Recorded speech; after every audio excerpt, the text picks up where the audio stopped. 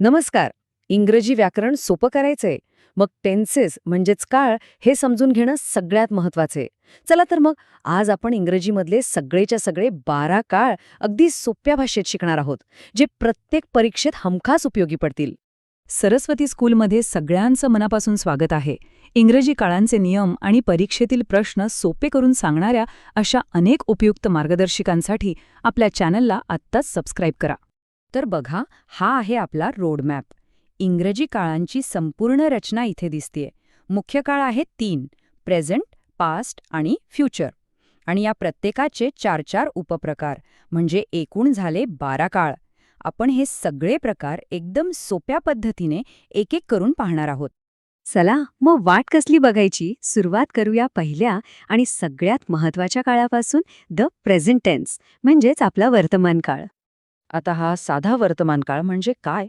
सोपं आहे.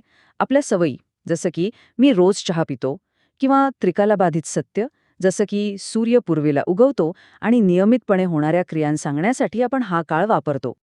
याचा फॉर्म्युला तर अगदी सरळ सोपा आहे. सब्जेक्ट म्हणजे कर्ता, त्यानंतर वर्बचं पहिलं रूप V1 आणि मग ऑब्जेक्ट. पहिलं उदाहरण बघा, आय स्पीक इन इंग्लिश. अगदी सरळ. पण दुसऱ्या उदाहरणात ही स्पीक्स इन इंग्लिश, क्रियापदाला एस लागलाय. असं का झालं असेल? चला, हेच तर आपल्याला पुढच्या स्लाइडमध्ये बघायचंय. आणि हा आहे तो सगळ्यात महत्वाचा नियम.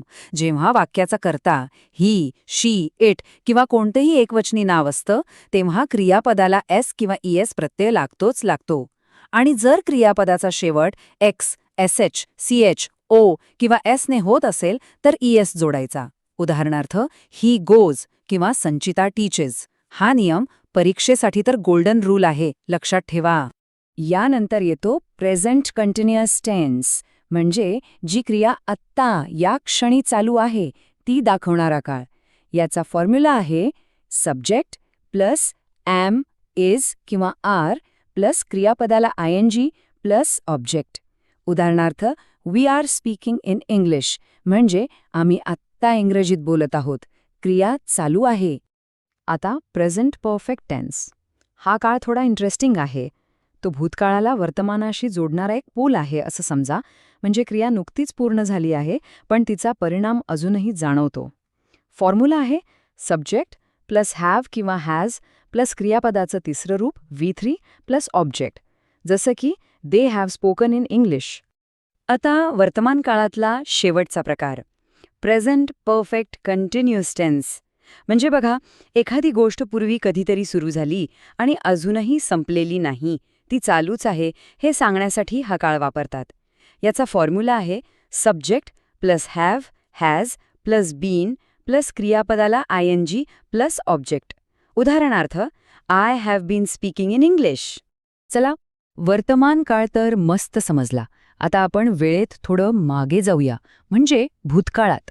द पास्ट टेन्स, म्हणजेच ज्या क्रिया घडून गेल्या आहेत त्यांचे नियम आता पाहूया.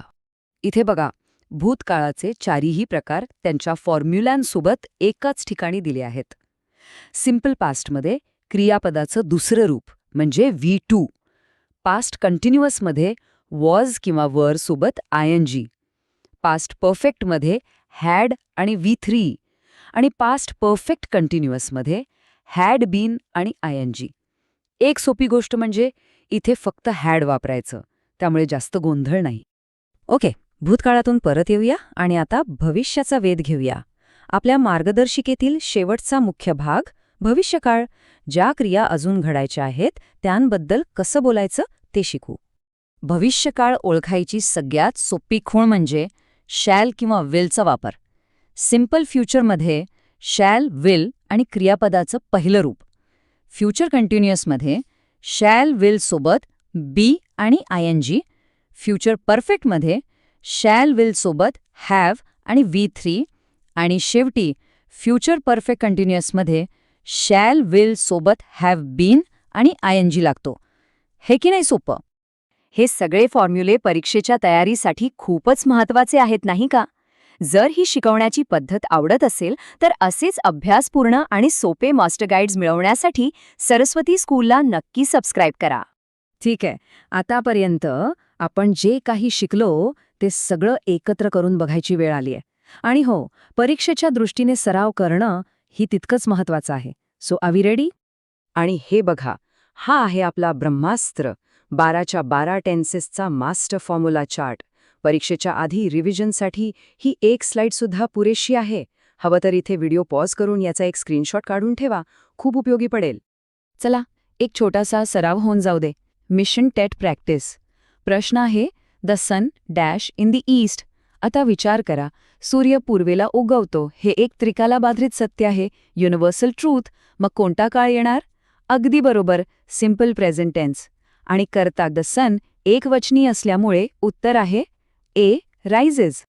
पुढचा प्रश्न बघूया. I blank my homework yesterday. या वाक्यात सगळ्यात मोठा क्लू कोणता शब्द आहे? येस्टरडे म्हणजे काल. मग काल कोणता असणार? भूतकाळ, सिम्पल पास्ट टेन्स. म्हणून योग्य उत्तर आहे बी, कम्प्लीटेड. आता हा प्रश्न थोडा विचार करायला लावणारा आहे. By next year she her degree. पुढच्या वर्षापर्यंत म्हणजे भविष्यातील एका ठराविक वेळेपर्यंत तिची डिग्री घेण्याची क्रिया पूर्ण झालेली असेल. मग कोणता काळ वापरायचा? बरोबर, फ्युचर परफेक्ट टेन्स. त्यामुळे योग्य उत्तर आहे सी, विल हॅव रिसीव्ड. वाह, प्रॅक्टिस तर मस्त झाली. पण आता खरी गंमत आहे. जे काही शिकलात ते वापरण्याची वेळ आली आहे. तुमच्यासाठी एक क्रिएटिव्ह मिशन आहे. तर हे आहे आजचं होमवर्क चॅलेंज. आपल्या आयुष्यातला एखादा अविस्मरणीय दिवस आठवा आणि त्याबद्दल 3 छोटी वाक्य कॉमेंट्समध्ये लिहा. फक्त एक अट आहे. एका वाक्यात सिम्पल पास्ट, दुसऱ्यात पास्ट कंटिन्युअस आणि तिसऱ्यात पास्ट परफेक्ट टेन्स वापरायचा आहे. आम्ही तुमच्या कॉमेंट्सची वाट बघत आहोत. इंग्रजीवर प्रभुत्व मिळवून परीक्षांमध्ये यश मिळवणं आता अजिबात अवघड नाही. अशाच सोप्या पद्धतीनं शिकण्यासाठी आजच सरस्वती स्कूलला सबस्क्राईब करा. चला तर मग पुन्हा भेटूया पुढच्या मार्गदर्शिकेत.